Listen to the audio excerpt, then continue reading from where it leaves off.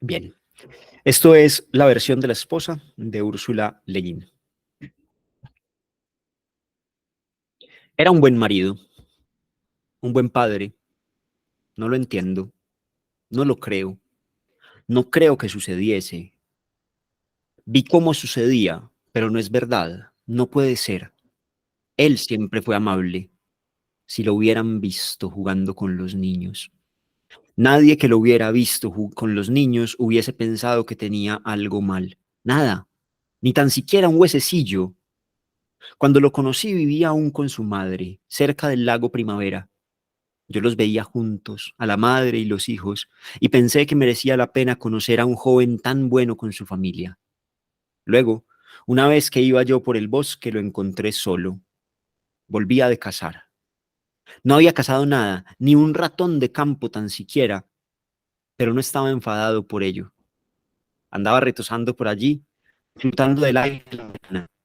Fue una de las primeras cosas que me gustaron de él. No se tomaba nada a mal. No gruñía ni gemía cuando las cosas no salían a su gusto. Así que aquel día estuvimos charlando y supongo que las cosas fueron liándose a partir de entonces porque muy pronto estaba aquí casi continuamente. Y mi hermana dijo, mis padres se habían mudado el año anterior y se habían ido al sur dejándonos a nosotras aquí. Mi hermana dijo, tomándome el pelo un poco pero seria, bien, si se va a pasar aquí todo el día y la mitad de la noche, supongo que ya no hay sitio para mí. Y se mudó, camino abajo. Siempre hemos estado muy unidas las dos. Es una de las cosas que no cambian nunca. Nunca habría podido superar este problema sin mi hermanita. Bueno, el caso es que él se vino a vivir aquí. Y lo único que puedo decir es que fue el año feliz de mi vida. Era lo mejor conmigo. Muy trabajador, nunca holgazaneaba. Tan grande, tan apuesto. En fin, todos lo respetaban a pesar de lo joven que era. Las noches de reunión le pedían cada vez con más frecuencia que dirigiese el canto. Tenía una voz tan bonita y empezaba fuerte y los demás lo seguían y se le unían. Ahora pienso al pensarlo, cuando lo escuchaba las noches que me quedaba en casa y no iba a la reunión, cuando los hijos eran pequeños, el canto llegaba hasta aquí arriba entre los árboles y la luz de la luna, las noches de verano, la luna llena iluminando. Nunca volveré a oír nada tan hermoso. Nunca volveré a conocer aquella dicha.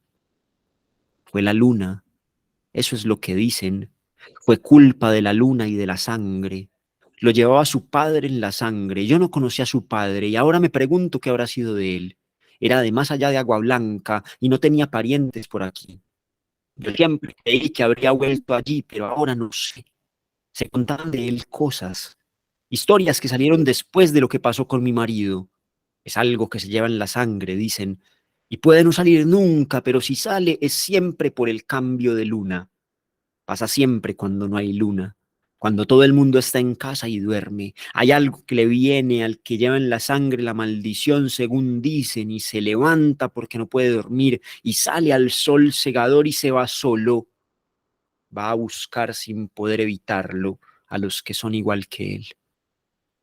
Y puede que sea así, porque mi marido lo hacía. Yo me incorporaba medio dormida y le decía, ¿a dónde vas? Y él decía, oh, a cazar, volveré de noche. Y no parecía él, hasta la voz era distinta.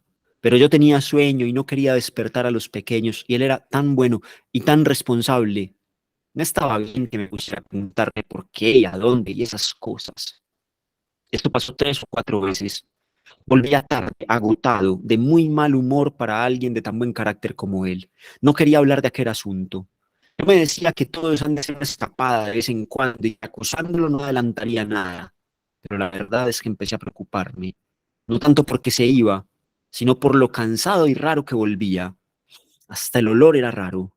Me ponía los pelos de punta. No podía soportarlo y decía, ¿qué es eso? Ese olor que tienes por todo el cuerpo. Y él decía, no sé, muy secamente, y se hacía el dormido. Pero se iba abajo cuando creía que yo no me daba cuenta y se lavaba. Pero aquellos olores no se le iban, se le quedaban en el pelo, quedaban en nuestro lecho durante varios días.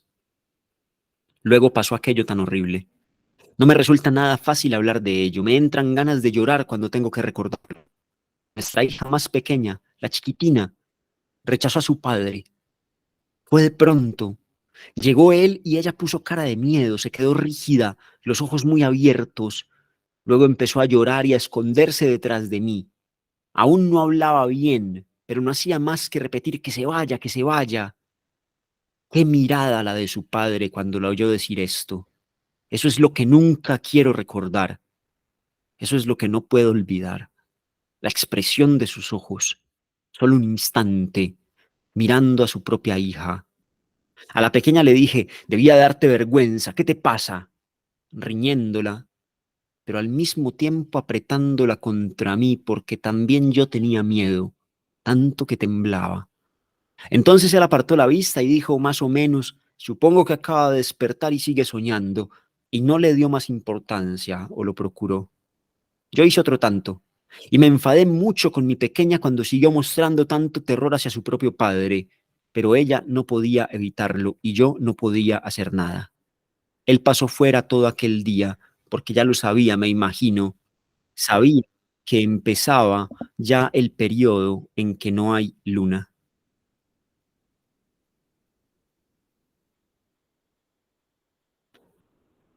Hacía calor dentro, era agobiante. Estaba oscuro y llevábamos todos durmiendo un rato cuando me despertó algo. Él no estaba a mi lado. Presté atención y oí un rumor en el pasadizo, así que me levanté porque no podía aguantar más. Salí al pasadizo y había luz, la penetrante luz del sol que venía de la entrada, y lo vi allí plantado en la hierba alta de la entrada, con la cabeza inclinada. Luego se sentó como si se sintiese cansado y miró hacia abajo, hacia los pies. Me quedé quieta, dentro, mirándolo, sin saber por qué, y vi lo que él veía. Vi el cambio. Empezó por los pies. Se le volvieron largos, más largos. Se estiraron los dedos y se estiraron los pies y se hicieron blancos y carnosos. No había nada de pelo en ellos. Empezó a desaparecerle el pelo por todo el cuerpo. Era como si con la luz del sol se derritiese y desapareciese. Se quedó todo blanco, igual que un gusano. Y volvió la cara. Le iba cambiando mientras lo miraba. Se le fue aplanando cada vez más, y la boca también se le acható y ensanchó, y los dientes le asomaban planos y romos, y la nariz era ya tan solo un botón de carne con dos agujeros, y desaparecieron las orejas, y los ojos se volvieron azules, azules con bordes blancos alrededor del azul, y me miraban fijamente desde aquella cara blanca, suave, plana. Luego se levantó sobre dos piernas. Lo vi, tenía que verlo. Mi propio amor convertido en el abominable. No podía moverme, pero mientras estaba agazapada allí mirando hacia el día, temblé y me estremecí con un gruñido que estalló en un aullido horrible y demencial, un aullido que era grito de dolor y de terror y llamada de auxilio. Y los demás me oyeron, aunque estaban dormidos, despertaron. Me miró, entornó los ojos, la cosa aquella en que se había convertido mi marido, y alzó la cara hacia la entrada de nuestra casa. Yo estaba aún paralizada por un miedo mortal, pero los pequeños habían despertado y la pequeña lloriqueaba a mi espalda. Me invadió entonces la furia materna y avancé con un gruñido. La cosa hombre miró a su alrededor. No tenía ningún arma, como las de los lugares de los hombres, pero cogió una rama grande de árbol con su largo pie blanco y lanzó el extremo de la misma hacia la entrada de la casa, en mi dirección. Yo así la punta de la rama entre los dientes y empecé a avanzar, pues sabía que el hombre mataría a nuestros hijos si podía. Pero llegaba ya mi hermana. La vi correr hacia el hombre con la cabeza baja, los ojos amarillos como el sol de invierno. Se volvió hacia mí y alzó la rama para pegarle. Se volvió hacia ella y alzó la rama para pegarle. Pero ya salí entonces, enloquecida por la furia materna, y ya llegaban todos los demás respondiendo a mi llamada, toda la manada unida, allí, en aquella claridad cegadora, bajo el calor del sol de mediodía. El hombre nos miró a todos y lanzó un grito y blandió la rama. Luego echó a correr dirigiéndose hacia los campos más despejados y hacia las tierras de labor, ladera abajo. Corría con dos patas, saltando y zigzagueando. Nosotros lo seguimos. Yo iba detrás, porque el amor aún frenaba la cólera y el miedo que había en mí. Iba corriendo cuando vi que lo derribaban. Los dientes de mi hermana se clavaron en su garganta. Cuando llegué ya había muerto.